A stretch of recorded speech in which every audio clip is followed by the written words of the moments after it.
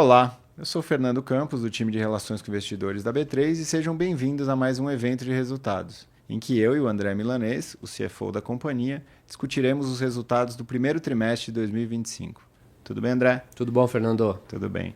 André, a gente vai começar passando um panorama geral do trimestre. Legal. Vamos lá, eu acho que a gente teve um trimestre positivo, com um crescimento de 8% na nossa receita bruta em relação ao ano passado. Isso é resultado do nosso modelo de negócios que permite que a companhia cresça em diferentes cenários.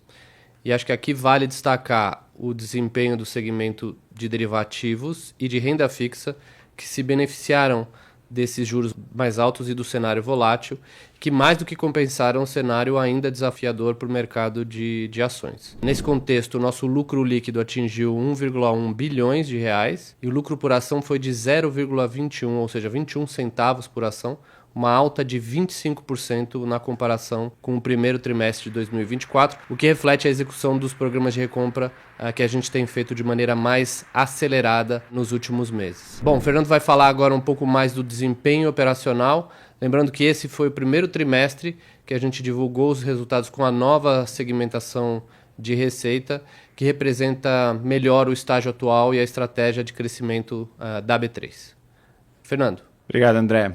Começando com o segmento de mercados, em derivativos, o ADV, o volume médio diário de contratos, foi de 8,9 milhões de contratos, que foi uma queda de 9% em relação ao primeiro trimestre de 2024, com menor atividade nos mercados de juros e índices. Por outro lado, a RPC, a receita por contrato, apresentou crescimento de 29%, impulsionada pela desvalorização do real perante o dólar, que impacta os contratos de câmbio e taxa de juros em USD. Além disso, a gente teve uma maior concentração de contratos de longo prazo em juros e reais e a inclusão do futuro de Bitcoin, que ajuda a aumentar essa RPC. Falando no futuro de Bitcoin, ele contribuiu com 47 milhões de reais em receitas. Vale também destacar o bom desempenho dos derivativos de balcão, com crescimentos importantes tanto nas emissões quanto nos estoques. Com isso, a receita com derivativos totalizou 881 milhões de reais, um crescimento de 10% em relação a um T24. Na renda fixa, a gente teve mais um desempenho muito sólido e crescimento em dígitos duplos em quase todas as nossas métricas operacionais quando a gente compara com o primeiro TRI de 24, refletindo não só o mercado de crédito privado superaquecido, como também a busca por ativos ligados a juros no atual cenário. Como exemplo, vale falar do número de investidores no Tesouro Direto, que cresceu 18% em relação ao primeiro trimestre de 24.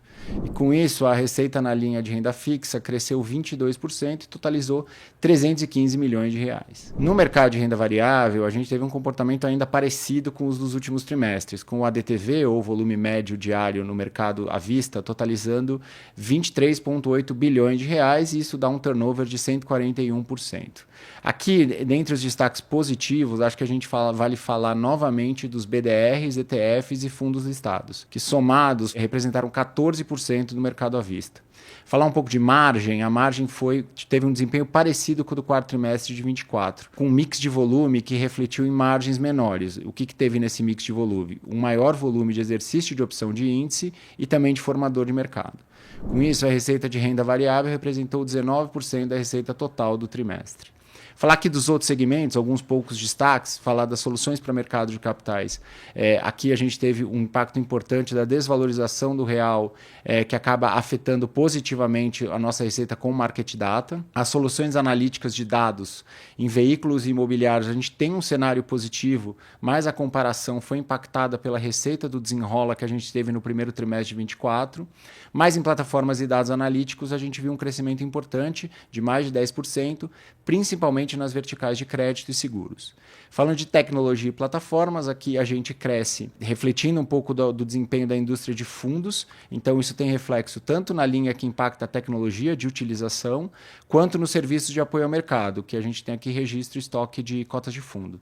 Agora o André vai falar um pouquinho mais dos outros destaques financeiros e avanços estratégicos da B3 no trimestre. Bom, nas despesas a gente teve um trimestre em linha com o nosso planejamento, um crescimento acima da inflação em relação ao primeiro trimestre de 2024, impactado aqui principalmente pela linha de processamento de dados, um reflexo de uma otimização na gestão de projetos da companhia para o exercício, através do qual a gente está buscando uma melhor calendarização e, portanto, reduzir a oscilação entre os trimestres. Com o resultado desta performance, tanto de receita quanto de despesa, nosso EBITDA recorrente, fechamos o trimestre com EBITDA recorrente de 1,7 bilhões, um crescimento de 6%, com uma margem EBITDA recorrente de 69,5%.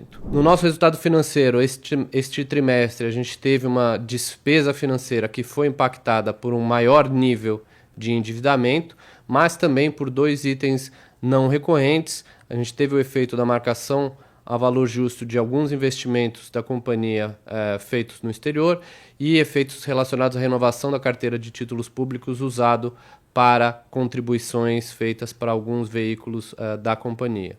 Os dois efeitos somados somaram perto de 25 milhões e que a gente não espera que se repitam ao longo dos próximos trimestres. O retorno aos nossos acionistas totalizou aproximadamente 790 milhões de reais no período, sendo 460 milhões em recompras e 330 milhões em juros sobre capital próprio.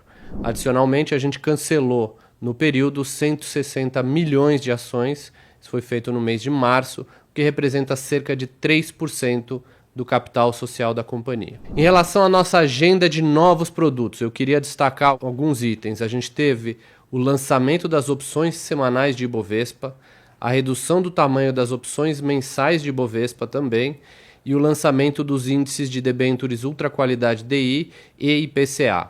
Além disso, mais recentemente, nós recebemos a aprovação da CVM para o lançamento dos seguintes produtos: o futuro de Ethereum, o futuro de Solana, o futuro do Ibovespa B3 BR+, e as opções de Ibovespa B3 BR+, além da redução do tamanho do contrato do futuro de Bitcoin, todos com produtos com potencial muito interessante, com um apelo aqui talvez até maior para o investidor de varejo.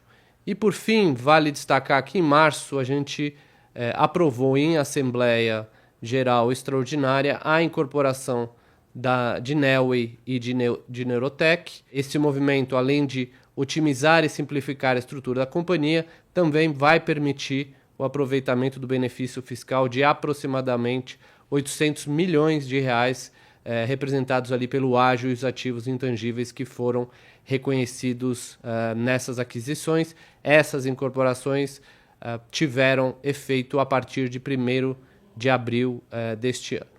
Bom, esses foram os principais destaques aqui para este trimestre. Muito obrigado a todos.